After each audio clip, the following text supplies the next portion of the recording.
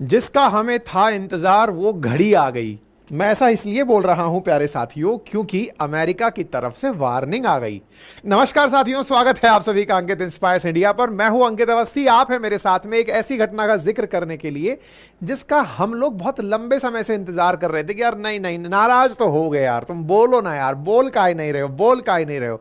धमका दिया यार अमेरिका हमको यार। किस कारण से? क्योंकि मोदी जी काफी समय बाद रूस गए, और रूस गए से मतलब नाराज नहीं हुए, रूस मॉस्को यात्रा पर गए, पुतिन साहब से जाकर गले लग लिए। बस ये गले लगना और पुतिन भाई साहब खाना खिला करके जो यूक्रेन पर गोला दाग दिए ना, समझिए कि इससे तो एकदम नाराज ही हो गए हैं बाइडेन। जाते जाते भी कसर नहीं छोड़ने वाले हैं। भले ही कमला दीदी को खुद ही समझा दिए कि जाइए अब चलाइए बढ़िया से सरकार, लेकिन ऐसी स्थिति में भी ये एंड मोमेंट तक भी भारत को झुकाने में कमी नहीं छोड़ेंगे। मोदी जी गले लग रहे हैं, बाइडेन वह परेशान है। आज का सेशन इसी बात पे है कि अमेरिका ने फाइनली भारत को प्रेशराइज करने के जो तमाम प्रयास किए थे, आज मैं यहां पर सेशन में प्रूव करूंगा, क्योंकि यह बात सत्य थी जो मैं आपसे लगातार कह रहा था कि ये पन्नू के मामले में निखिल गुप्ता का मामला लेकर आ रहे हैं, हमको दबाने के लिए उधर से लोगों को भेज रहे हैं, जैक सुलिवान आ रहे हैं, गारसेटी बयान दे रहे हैं, ये सारी चीजें हमें दबाने के लिए थी। ये डोनाल्ड लू ने आज खुद एक्सेप्ट किया है, और वहां पर बैठकर एक्सेप्ट किया कि हमने इंडिया को खूब प्रेशराइज किया, लेकिन मोदी जी फिर भी चले गए। और सर वो जाकर गले लगे और पुतिन उधर से गोला चला दिए, एक अस्पताल पर लोगों को मार दिए, और साथ में ये जो टाइमिंग थी ना, ये गड़बड़ हो गई। अमेरिका ने हमारी टाइमिंग को उस तरह से जोड़ा है जैसे इमरान खान जब यूक्रेन पर पहली बार गोला दागा गया था तब पुतिन से मिलने गए थे। बोले इमरान खान को तो हम पूरी तरह बर्बाद करके जेल में डाल दिए, इंडिया का क्या किए? इंडिया के साथ हम अभी भी मित्र बनकर रहे हैं या फिर सब कुछ जैसे चल रहा है वैसे ही चलने वाला है? आज के सेशन में एक एक चीज के ऊपर प्रॉपर चर्चा होगी, क्योंकि यूएस की संसद में, संसदीय कमेटी में बकायदा ये चर्चा है, और चर्चा के साथ साथ हमें धमकी है कि अगर आप लोग व्यापार करते रहे तो आप लोगों के साथ में हम सैंक्शन खेलेंगे। कौन से व्यापार पर सैंक्शन खेलेंगे, भारत को क्या नुकसान होगा, सारी बातें आज के सेशन में होंगी, क्योंकि अमेरिका भारत का सबसे बड़ा व्यापारिक सहयोगी है, जिसके साथ व्यापार करके भारत पैसे कमाता है। हम ट्रेड सरप्लस में रहते हैं, और अमेरिका की धमकी अगर हमें आ जाती है कि अगर तुम ऐसा करते हो तो हम सैंक्शन खेलेंगे, तो बड़ा सवाल यह है कि क्या भारत तैयार है इतना बड़ा रिस्क लेने के लिए? क्योंकि हेडलाइन है, यूएस ट्रेजरी ने भारतीय बैंकों को धमका दिया है कि आप रशिया के साथ अगले 30 दिन में व्यापार रोक दें। अगर रशिया के साथ आप व्यापार कर रहे हैं, US treasury warn Indian banks cut ties with Russia, Russia के साथ अपने संबंध तोड़ दीजिए अगले 30 दिन में। भैया बहुत महंगा है, बहुत महंगा है। तो इसी बीच में हम आपको कुछ चिंता की बातें और भी बता देते हैं, और बात यह है कि भारत डॉलर में अगर व्यापार करा जाए ना, तो कुल व्यापार का 86% अभी भी डॉलर में कर रहा है। इसका मतलब अमेरिका की यह धमकी नाजायज तो नहीं है। अगर यह धमकी वाकई में है तो हमें बहुत सोचने की जरूरत है, बहुत चिंता की जरूरत है। चिंता की जरूरत है तो क्या रशिया से कुछ उम्मीद कर सकते हैं? अच्छा, रशिया से आपको मैं एक चीज याद दिला दूं कि हाल ही के दिनों में रूस भारत के लिए एक बड़ा व्यापारिक सहयोगी बनकर निकला है। जहां पहले कुछ 10-20 बिलियन डॉलर के आसपास का व्यापार होता था, आफ्टर वॉर तो यह 65 बिलियन डॉलर को क्रॉस कर गया है। टारगेट हमने भी 2030 तक 100 बिलियन डॉलर तक पहुंचने का रखा है, जो कि अमेरिका के साथ ऑलरेडी चल रहा है। ऐसी स्थिति में एक इंटरेस्टिंग चीज जब मैं आज आपका कंटेंट तैयार कर रहा था तो निकल कर आई कि रूस भारत से कुछ बहुत सारे ब्यूटी प्रोडक्ट्स भी मंगाता है। मतलब ना केवल रूस हमसे हमारे यहां के केमिकल्स, दवाइयां, बल्कि ब्यूटी प्रोडक्ट्स भी, इंडिया के प्रोडक्ट्स को रशिया में मंगाया जाता है। और जब मैं इस चीज को देख रहा था कि रशिया इस तरह के प्रोडक्ट मंगा रहा है, तो मेरे सामने सोशल मीडिया पर एक रील चलकर आई, जिस रील में अभिषेक गांगुली नाम के एक व्यक्ति हैं, वो ट्राया के बारे में अपने एक्सपीरियंसेस शेयर कर रहे हैं। वही ट्राया जिसके बारे में मैंने आप लोगों को पहले भी एक बार सेशन में बताया था कि जिसका रेगुलर अगर आप यूज करते हैं, 5 महीने तक अगर कम से कम आप ट्राया के साथ रहते हैं, तो आपको हेयर गेन होता है। वो वाली चीज आज मेरे सामने भी निकल कर आई कि ये चीजें किस तरह से इंटरनेशनल पहुंच रही हैं, इंडिया के ब्रांड इंटरनेशनल हो रहे हैं। अभिषेक वाली बात मैंने आपसे पहले भी साझा की थी जब मैं ट्राया के बारे में आप लोगों को बता रहा था। एक ऐसा प्रोडक्ट जो कि प्रॉपर तरीके से आपके बालों का हेयर टेस्ट लेता है, आपको बताता है कि आपके बाल के कम होने का क्या कारण है। अगर आपके बाल कम हैं तो पहले महीने में कितने हैं, 5वें महीने तक अगर आप इसको फॉलो करते हैं तो किस प्रकार से ग्रोथ हो सकती है। इस तरह का ही जो अपन अभिषेक वाला उदाहरण ले रहे थे, ये अभिषेक गांगुली के केस में भी देखा गया। ये तो जेनेटिकली इनके बाल कम थे, उसके बावजूद भी अभिषेक के बालों में वृद्धि देखी गई। ये जानकारी आज निकली क्योंकि इस प्रॉपर टेस्टिंग में, जो ट्राया का टेस्ट होता है, इसमें व्यक्ति के बाल का फोटो अपलोड किया जाता है, अपनी सारी डिटेल्स डाली जाती हैं कि आप स्ट्रेस में हैं, आप एसिडिटी के साथ जी रहे हैं, आपका खान पान कैसा है। ये टेस्ट प्रॉपर तरीके से लिया जाता है और उस टेस्ट के बाद में ट्राया आपके बालों की तस्वीर लेता है और तस्वीर के आधार पर बताता है कि आपको कौन से स्टेज का हेयर लॉस है, और जिस स्टेज का हेयर लॉस है उसके अकॉर्डिंग ना केवल आपके बालों के लिए बल्कि आपके न्यूट्रिशन के लिए भी सलाह देता है। उसमें आपको क्या खाना है, ब्रेकफास्ट में क्या लेना है, किस तरह की दवाइयां लेनी है। मतलब ये मानते हुए कि अगर बालों का नुकसान बालों के ऊपर डायरेक्ट ट्रीट किया जाए, उसके साथ साथ दिनचर्या में, आपकी हैबिट में, आपके रूटीन में क्या क्या उपलब्ध कराया जाए ताकि आपके हेयर में इस तरह का इंप्रूवमेंट देखा जा सके। पहले महीने, दूसरे महीने, तीसरे महीने जो लगातार हेयर ग्रोथ है वो कैसे ऑब्जर्व की जाए। ये बात खुद अभिषेक गांगुली ने भी अपने इस पॉडकास्ट में मानी थी जो इन्होंने ट्राया के साथ किया था, जिसमें बताया था कि किस तरह से ट्राया ने उनकी हेल्दी लाइफ स्टाइल को पहले मतलब सही किया, हेयर के साथ साथ उन्होंने लाइफ रूटीन को सुधारा और 5 महीने के भीतर भीतर उन्हें बालों में बहुत सकारात्मक असर देखने को मिला। अगर आप भी अभिषेक की स्टोरी से प्रेरित हैं ना, तो आप भी फ्री ट्राया का जो हेयर टेस्ट है वो ले सकते हैं। उसका लिंक मैं कमेंट बॉक्स में डाल दिया हूं, डिस्क्रिप्शन में भी डाल दिया हूं, और वहां से आप रिकमेंडेशंस ले सकते हैं। लिंक मैंने लगा दिया है। साथियों, प्रधानमंत्री की रशिया यात्रा, और रशिया यात्रा में मॉस्को के द्वारा, पुतिन के द्वारा ग्रैंड वेलकम, ना केवल वेलकम बल्कि रूस का सबसे बड़ा पुरस्कार से सम्मान, ये बातें किसी को रास नहीं आई। वो कौन था? वो अमेरिका था। अमेरिका के साथ साथ यह बात जेलेंस्की को भी पसंद नहीं आई। वो भी पुतिन की याद, ऑब्वियस ही बात है जेलेंस्की को तो क्यों पसंद आएगी, क्योंकि पुतिन तो पानी पी पी के गोले मार रहे हैं। ऐसी स्थिति में दुनिया भर के अखबारों ने मोदी की यात्रा को कवर किया। उन्होंने कहा कि मोदी मॉस्को जाकर के अमेरिका के उन प्रयासों को, जिसमें अमेरिका पुतिन को आइसोलेट करने की सोच रहा है, उस पर पानी फेर रहे हैं। मतलब पुतिन को एक तरफ तो हम सोच रहे थे कि G20 में नहीं बुलाने देंगे, G8 से बाहर निकाल दिया, दुनिया के बड़े देशों में जाने से रोक दिया, उनके खिलाफ क्रिमिनल केसेस चला दिए, कहीं जाएंगे तो गिरफ्तार हो जाएंगे, पुतिन को आइसोलेट करके मार दो। लेकिन जब दुनिया के सबसे बड़े लोकतंत्र का नेता जाकर गले मिलता है तो पुतिन को आइसोलेट करने की जो उनकी प्रवृत्ति है ना, या दुनिया की जो स्ट्रेटेजी चल रही थी अमेरिका की, वो फेल मार जाती है। वाशिंगटन पोस्ट लिखता है, Modi bear hugs Putin in Moscow marking deep ties with Russia and India. और बोले ये तो ये दिखाता है कि इंडिया और रशिया एकदम जबरदस्त मित्र हैं। आपको याद है इस पर हमने सेशन भी किया था और आपको यह भी बताया था कि इससे जेलेंस्की बहुत दुखी हुए थे, इतनी दुखी हुए थे कि वो भारत के ऊपर कमेंट भी कर दिए थे, क्योंकि जिस समय मोदी जी वहां पहुंचे थे उसी समय रूस की तरफ से एक मिसाइल यूक्रेन में एक अस्पताल पर चला दी गई थी, जिस अस्पताल पर चलाने से बच्चों की मौत हुई थी। हालांकि भारत ने अपनी संवेदना उस समय भी व्यक्त करते हुए कहा था कि हम नहीं चाहते कि युद्ध के मैदान में बम, बंदूक, गोलियों के बीच समाधान और शांति की वार्ताएं सफल नहीं होती हैं। और साथ में प्रधानमंत्री ने साफ कहा था कि हम युद्ध में बच्चों के लिए बिल्कुल संवेदनशील हैं। लेकिन जेलेंस्की ने भारत पर बयान दिया था, अगर आपको याद नहीं है तो हमारा यह पुराना सेशन है जिसमें हमने पूरी डिटेल डाली है, ठीक है ना।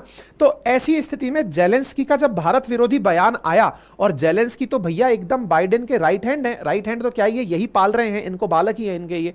ऐसी स्थिति में जेलेंस्की भारत विरोधी बयान दिए तो भारत वाले जेलेंस्की के नाम पर यूक्रेन के एनवॉय को समन कर लिए कि इधर आओ, क्या बोल रहे थे तुम्हारे जेलेंस्की कि भारत का ये ह्यूज डिसअपॉइंटमेंट है कि पीस एफर्ट्स को एक वर्ल्ड का लार्जेस्ट डेमोक्रेसी का लीडर जाकर के ब्लडी क्रिमिनल के साथ गले मिल रहा है। बोले तुम ये क्या भाषा यूज कर रहे हो यार।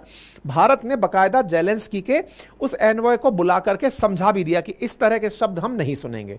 लेकिन भाई साहब, ये केवल जेलेंस्की की इंसल्ट नहीं थी। जेलेंस्की के पीछे खड़ा कौन है? बाइडेन। जेलेंस्की फुनिया दिए होंगे बाइडेन को कि सर सुन रहे हो, मेरी बेइज्जती नहीं हुई है बाबा, बेइज्जती आपकी भी हुई है। आपके सामने इतना बड़ा काम हो गया और आप चुप रह गए। आपकी आंखों के सामने मोदी जब 5 साल से नहीं गए, अब जाकर गले लग गए।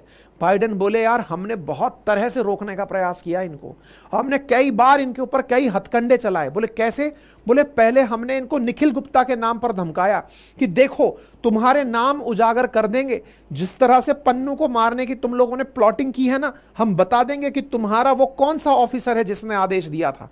लेकिन इंडिया का सेंटीमेंट तो आपको पता है, अपन ने अपने वीडियोस के माध्यम से बता दिया था कि भारत इस बात से कतई शर्माएगा नहीं। अगर ये पता भी चल जाए कि पन्नू को मारने के लिए किस भारतीय अधिकारी ने परमिशन दी थी, हम तो उसको हीरो बना लेंगे, लोड ही मत लो।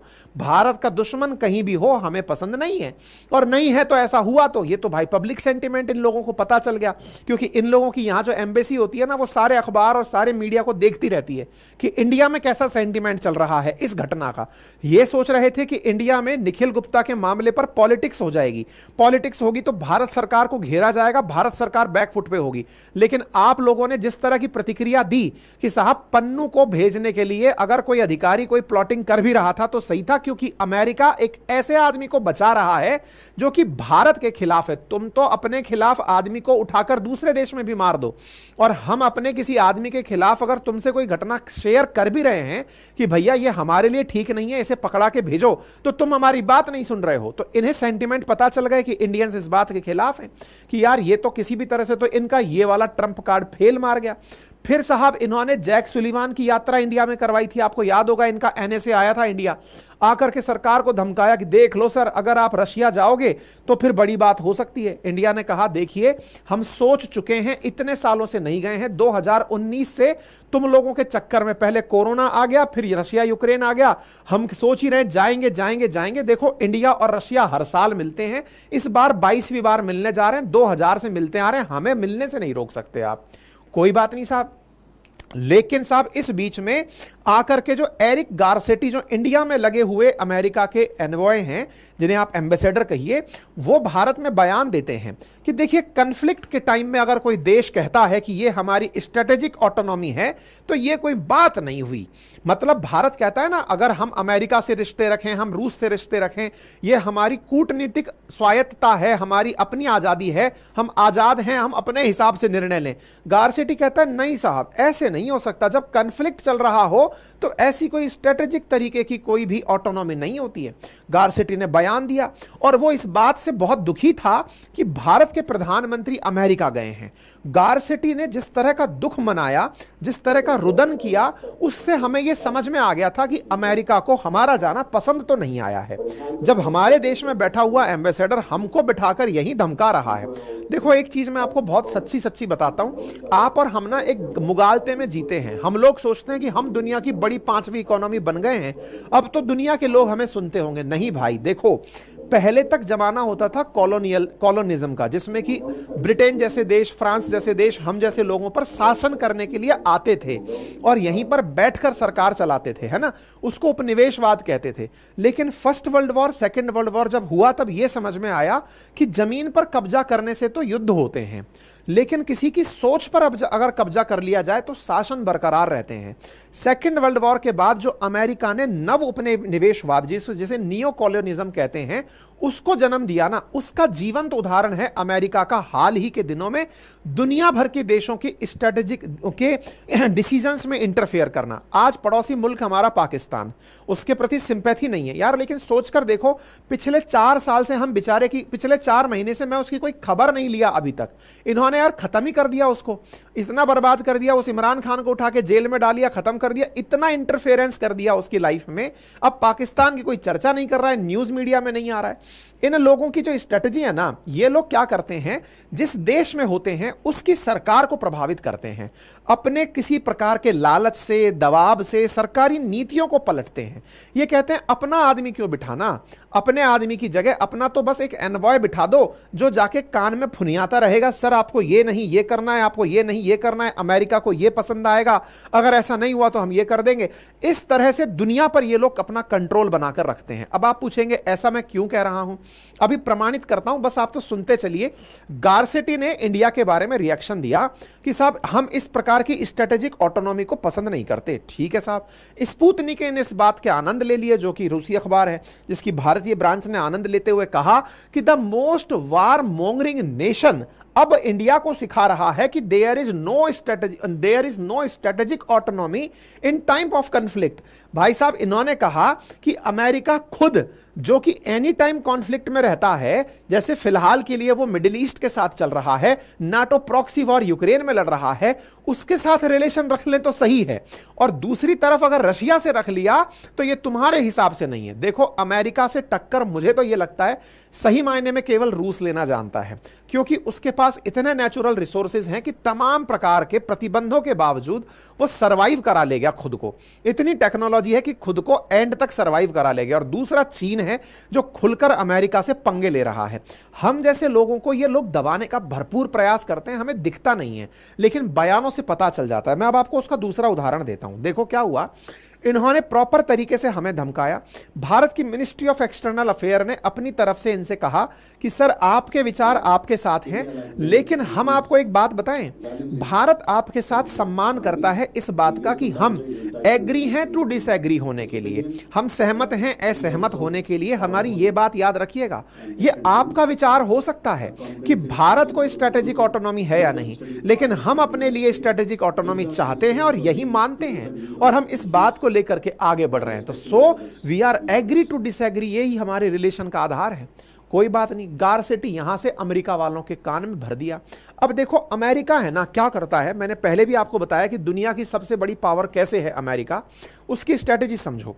वो हमारे देश में तो अपना एम्बेसडर बिठा के रखता है, उसने ना पूरे देश को, पूरी दुनिया को, जैसे अपन लोग क्या करते हैं कि भारत में 28 राज्य और 8 यूनियन टेरिटरी हैं, हर राज्य में गवर्नर बिठाया हुआ है, कंट्रोलर बिठाए हुए हैं यूटीज के अंदर, लेफ्टिनेंट गवर्नर बिठाए हुए हैं केंद्र सरकार ने।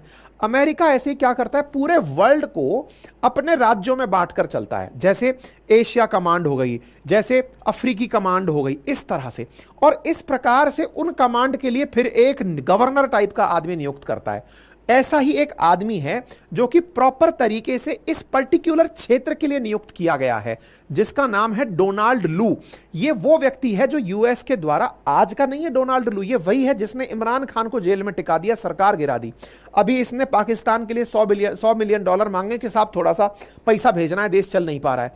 ये वो डोनाल्ड लू है जिसको अमेरिका ने छोड़ा हुआ है कि देखो गारसेटी तो देश में रहेगा, तुम पूरे देश, पूरे आसपास के कंट्रीज को, पूरे एशिया को मैनेज करो, और वहां जाकर देखो कि ये लोग कोई और चाल तो नहीं चल रहे हैं जो अमेरिका के प्रभुत्व को चैलेंज कर सकती है।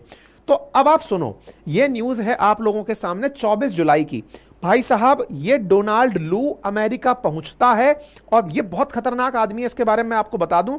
इसके बारे में ही वो जो साइफर केस है ना इमरान खान पे चलने वाला, वो डोनाल्ड लू का ही मामला है। ये वो व्यक्ति है जिसने अमेरिका में ये कहा था ना कि इमरान की सरकार हटानी है। कब हटानी थी? जब इमरान रशिया चले गए थे, और रशिया जाकर के उस समय जब रशिया ने बम दाग दिया था यूक्रेन पर, तो उन्होंने कहा कि इमरान को हटाना है। वही जो साइफर था ना, वही साइफर तो इमरान लहराते हुए दिखे थे, जिसका केस उन पर चल रहा है। यही वो व्यक्ति है जो कि इमरान को हटाने का जिम्मेदार था। अब इसी डोनाल्ड लू की कहानी मैं आपको आगे बता रहा हूं। ये अमेरिका जाता है और कहता है कि US is disappointed over symbolism and timing of Modi's trip. बोले साहब ऐसा क्यों कह रहे हो लू साहब? बोला मैं इसलिए कह रहा हूं कि मोदी जी जब रशिया पहुंचे ना, तो उन्होंने जो सिंबलाइज किया, क्या सिंबलाइज किया? जाकर के हग किया। इससे तो ऐसा लग रहा था कि भारत और रूस तो परम मित्र हैं, और भारत इस बात को एंडोर्स करता है, इस बात को लेकर खुश है कि यूक्रेन पर हमले हो रहे हैं। वो तरीका ठीक नहीं था। अब आप सोचिए, ये आदमी ये बोल रहा है, और क्या बोलता है मैं आपको सुनाऊंगा इसके बाद। दूसरा, टाइमिंग सही नहीं था। टाइमिंग ऐसे समय पर भारत को नहीं जाने दे। भाई तुम कौन हो? तुमको पंच रखा है क्या कि तुम डिसाइड करोगे कि क्या करना चाहिए था, क्या नहीं करना चाहिए था? लेकिन साहब सोचो, यह व्यक्ति बोल रहा है कि टाइमिंग सही नहीं था। अब आप पूछेंगे सर अमेरिका हमारे यहां पे डायरेक्ट इंटरफेरेंस कैसे कर सकता है? पाकिस्तान में क्या किया? बेचारे इमरान खान के सारे सांसद तोड़ करके वो शहबाज शरीफ की पार्टी को डलवा दिए। सारे सांसद पीछे जो बच गए उनको जेल में डलवा दिया, पैसे से पूरी पार्टी खरीद के डाल दी, बन गई शरीफ सरकार। शरीफ सरकार चल रही है जो कि अमेरिका की पपेट बनी हुई है। ऐसे ही ये लोग क्या करते हैं, इंटरनल पॉलिटिक्स में इंटरफेरेंस करते हैं, उस देश के चुनावों को प्रभावित करते हैं, राजनीति को प्रभावित करते हैं, राजनेताओं से बैकडोर में मिलकर के उनसे कॉन्स्पिरेसी करवाते हैं, कुछ भी हद तक ये लोग जा सकते हैं। अब क्या है, ऐसी स्थिति में अमेरिका के द्वारा यह कहना कि अमेरिका यह मानता है कि जो ये सिंबलिज्म था ना, ये ठीक नहीं था। अच्छा साहब, अब आप इस बात को क्यों मानते हो ऐसा? बोले देखो, इंडिया ऐसे समय पर गया, अब देखो ये कहां का बनाया हुआ है, south and central Asia affair का आदमी बनाया हुआ है इसको, bureau of south and central Asia affair की आप असिस्टेंट सेक्रेटरी हैं, जाइए और उस क्षेत्र की सारी निगाह रखिए। पाकिस्तान तक को जिसने बर्बाद कर दिया वो आदमी है, ये देख लो, यूएस डिप्लोमेट जिसके ऊपर हमने पहले खबर की। तो ये आदमी, अभी क्या हुआ, अमेरिका में डोनाल्ड लू को बुलाया गया। अरे इनके बहुत सिस्टमेटिक तरीके से काम चलता है साहब। ये डोनाल्ड लू बैठा हुआ है, कहां बैठा हुआ है, यूएस के अंदर। जैसे अपने पार्लियामेंट्री कमेटी होती है, अपनी संसद है, तो अपनी संसद में कई संसदीय समितियां बनती हैं, है ना, संसदीय, जैसे अभी 8 संसदीय समितियों का निर्माण किया गया, सुरक्षा को लेकर के, गृह को लेकर के, इस तरह की सुरक्षा समितियों का निर्माण होता है, समितियों का, पार्लियामेंट्री कमेटीज का। ऐसे ही अमेरिका पूरी दुनिया पर कंट्रोल करने के लिए अलग अलग प्रकार की कमेटी बनाकर रखता है, अपने सांसदों की, उनके सीनेटर्स की, मेंबर ऑफ, जो लीडर ऑफ वो हैं उनके, कॉमन्स के जो है, हाउस के जो लोग हैं उनकी। उन कमेटी के सामने डोनाल्ड लू को बुलाकर पूछताछ की गई, क्या कर रहे हो तुम इंडिया में, क्या किया तुमने अब तक? तो डोनाल्ड लू क्या जवाब देता है, सुनिए।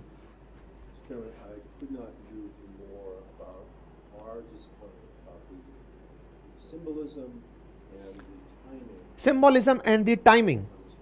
और प्राइम मिनिस्टर मोदी, हम लोग एक टफ कन्वर्सेशन में थे इंडिया के साथ।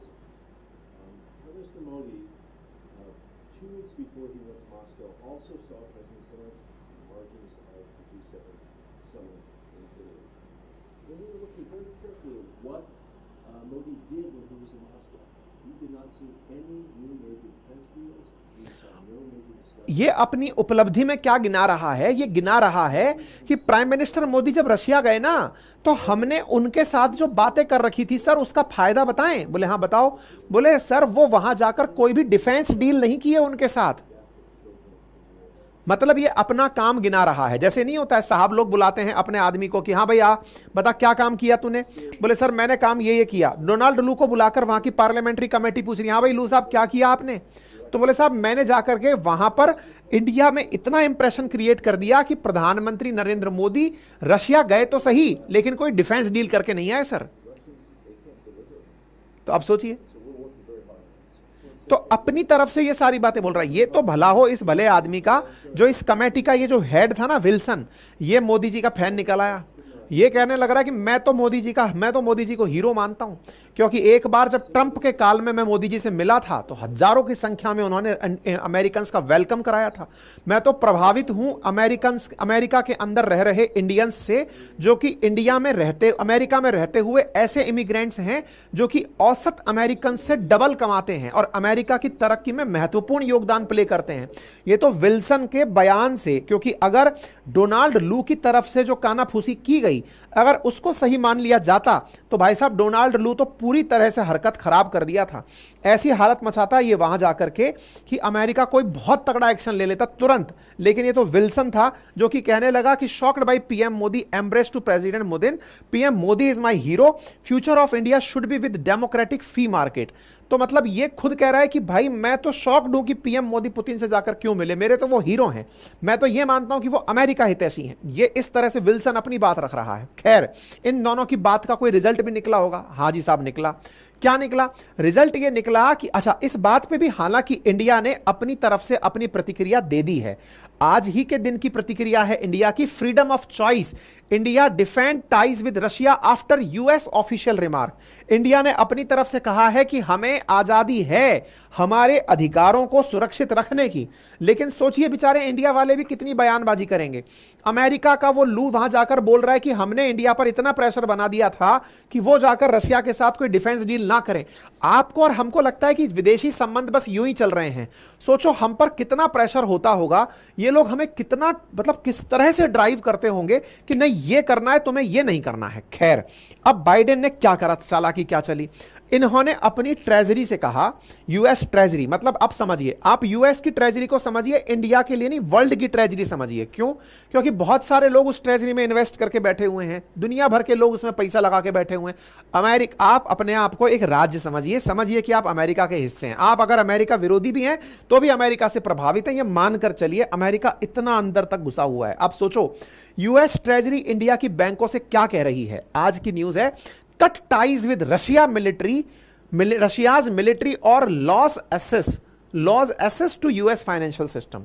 या तो आप लोग यूएस रशिया की मिलिट्री के साथ कनेक्शन कट कर दो, नहीं तो तैयार रहो, अमेरिकी फाइनेंस सिस्टम से आपको हटा दिया जाएगा। भाई, बैंकों को इतनी बड़ी धमकी का मतलब समझ रहे हो आप? कि यूएस मतलब रशिया धमकी दे, अमेरिका धमकी दे रहा है कि रशिया की जो मिलिट्री सिस्टम है ना, उससे अपना कनेक्शन कट कर दो।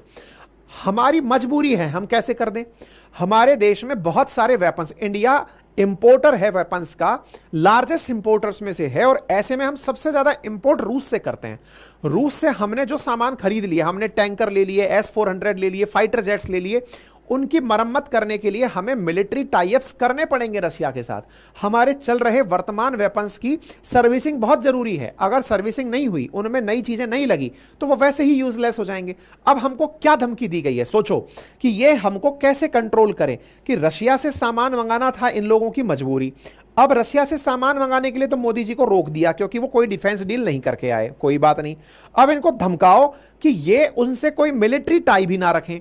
मिलिट्री टाई ना रखें, इसका मतलब क्या हुआ कि इंडिया में रखे हुए जितने भी वेपन्स हैं वो कचरे हो जाएं। कचरे क्यों हो जाएं?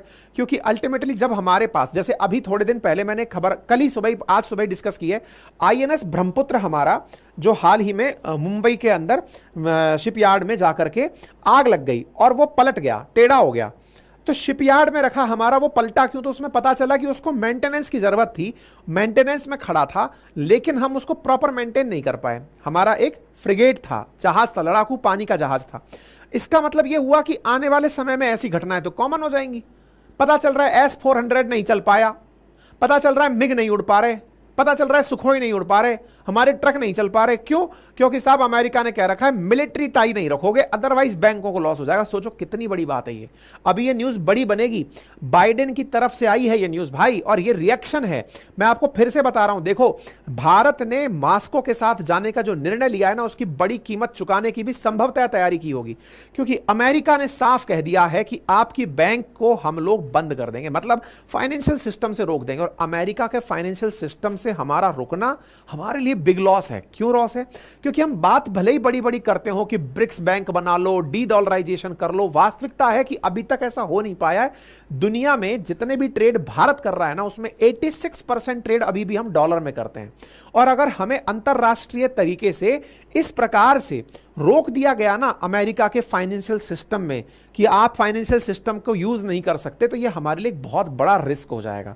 ऐसे में अब यह सोचना जरूरी है कि डॉलर का तो डोमिनेशन है मार्केट में, हम उसके साथ साथ रशिया और अमेरिका को कैसे मेंटेन करें, क्योंकि यह तो तय है कि ऐसी स्थिति में भारत का बड़ा लॉस दोनों तरह से है। अब आप पूछेंगे यह अचानक बात कैसे निकल आई? असल में क्या हुआ, जब भारत के प्रधानमंत्री रशिया गए, कोई डिफेंस डील तो नहीं करी, लेकिन हमने अपनी तरफ से रशिया से एक बात कही कि सर, इस वॉर के चलते आप लोग वेपन्स हमको नहीं भेज पा रहे। रशिया वालों से कहा, जो पहले से ऑर्डर हमने लगा रखे हैं कि हमको ये सामान भेजो, आप नहीं भेज पा रहे, तो एक काम करते हैं सर, जो सामान आप नहीं बना पा रहे ना, उनकी फैक्ट्री इंडिया में डाल दो। जैसे इंडिया में ऑलरेडी जो रिफाइनरीज हैं, कई रिफाइनरी ऐसी हैं जो इंडिया ने, रशियन रिफाइनरीज हैं जो इंडिया में डलवा ली कि यहीं से तेल साफ करो और दुनिया को बेचो।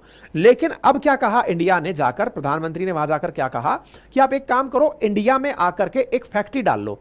अभी आपके ऊपर व्यापार पर रोक लगी हुई है, कहा गया है कि रशिया सामान नहीं बेच सकता, लेकिन आपका निवेश तो थोड़ी मना किया है। आप एक काम करो, इंडिया में आओ, फैक्ट्री लगाओ, वहीं आकर के माल बनाओ और हमें बेच दो।